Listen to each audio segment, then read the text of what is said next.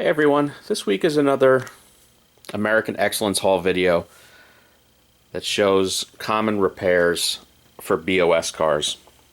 I had a few comments about the Ford Ranchero.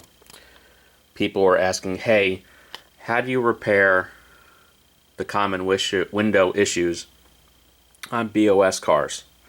So that's what we'll do today. This is a 1974 Buick Estate Wagon, and this is a perfect candidate to explain window issues. We have 8 of them here, and I have one in my personal collection, and there's no such thing as one of these with perfect windows. They all have window flaws. The question is, how bad are the window flaws, and can you tolerate them? Now, if you look, the rear windows are the biggest culprit, because if you look, they're very much not flat, and you're creating a lot of tension in certain points of the window. Right here, that corner creates a lot of tension. So it's like a fat guy wearing a button-down shirt. If you squeeze in one place, it just squeezes out another. So if I squeezed this and glued it down tight, it'll just find another place to bunch out. One of the tricks I think you can use is a little bit of heat. I think if you apply a little bit of heat with a hairdryer, my guess it makes these windows a little bit more forgiving in what you try to manipulate them to do. And then at a certain point, you kind of have to pick your battles about what you're going to fix, because like I said, these will not be perfect. Side glass like this that's pretty flat, yeah, you can work that out. A lot of times what you do is you'll find tension in one corner. I do that a lot. And if you pull out the tension of that corner, it lies much flatter. But something like this rear window and this rear glass window, let's go across all 8 of them. Every single one has an issue. What that means is it's not you. It's how this was designed, it's how this was engineered. You're not going to do anything to make these perfect. If they couldn't make it perfect at the factory with 8+ attempts, you're not going to. This one is so bad, if you look, it actually fractured the A-pillar, meaning it had so much tension in these 2 corners, it actually broke the resin of the model. So something like that you're not really going to solve. Overall, this is a really neat car, the simulated wood. They become very rare on eBay. The common issues were, of course, broken mirrors or missing mirrors. If you the mirror was still attached, you're missing the uppers. And the luggage rack, they break into quite a few pieces. So we have a few here that are either have repaired luggage racks or missing luggage racks. We've got a couple more over here. Like I said, I've got 8 of them.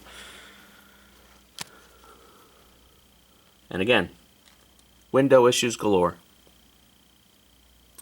This one actually has an intact passenger mirror and a wonky re-glued driver's mirror. This one wound up being in really good shape for the most part, but missing this section of the luggage rack. That was after I got it in 4 pieces, but it's been pretty well re-glued. And this one actually has some of the better windows I've seen. And you're like, oh wait, they're perfect. And then you see that, not perfect. There's no such thing as this car with perfect windows. If you find one of these on eBay that says brand new, perfect condition, I call BS on that. It just means they're not looking carefully enough. And sometimes people don't want to disclose things like that because they just don't know any better. So, tackling windows like this, I mean, this affects so many resin cars, Auto, GT Spirit, BOS. What I do is, here's a classic example. I've left this undone so you can see that window. You know that it's going to have tension right there at the bubble. So I would put glue into this corner and along that edge as much as I can control and allow for it to bulge right there. Now the glue I use is what I found a lot of the factories use. Micro Crystal Clear. Got this on Amazon. It's very good. It's not expensive. I use a brush.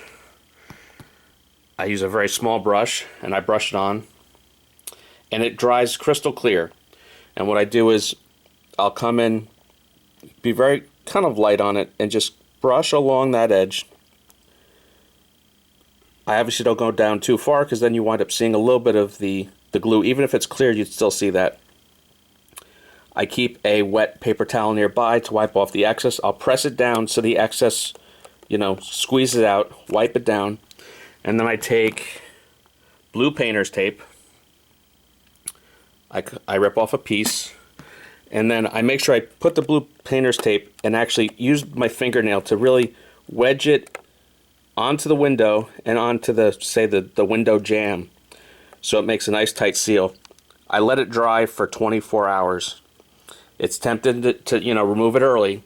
And when you remove it, be very slow and pull in the direction that you think is the strongest. Let's say if I pulled this direction towards the open bubble, that's probably weaker than if I pull towards a corner.